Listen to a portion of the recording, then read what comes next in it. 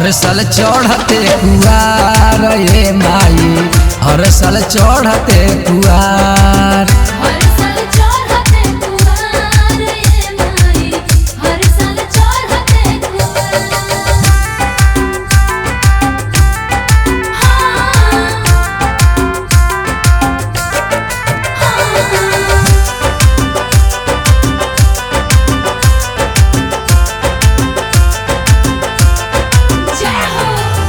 जब जब धर्म के देखेलू हानि, पपियन के नाश करे खाती लेलू ठानी।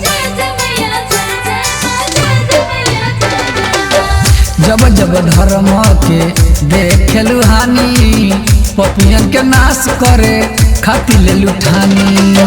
कलव के काल हऊ ए मोरे माई, बड़े बड़े असुरन के कोइलू घर छाई। तोहर के पूजे संसार ये माई, हर साल चढ़ते कुआर ये माई, हर साल चढ़ते कुआर। हर साल चढ़ते कुआर ये माई, हर साल चढ़ते कुआर।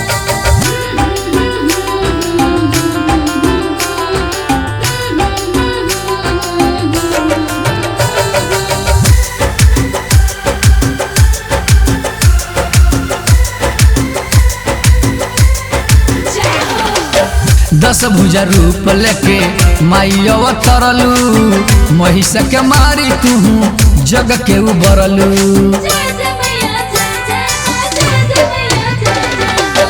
दस भुजा रूप लेके माई अवतरलू, महिष के मारी तू जग के उबरलू। जुलमी सुरेंद्र पर दया कर माई, अमृत फुलवा तू दन बरसाई। तोहर के पूजे संसार ये माई, हर साल चढ़ते कुआर ये माई, हर साल चढ़ते कुआर।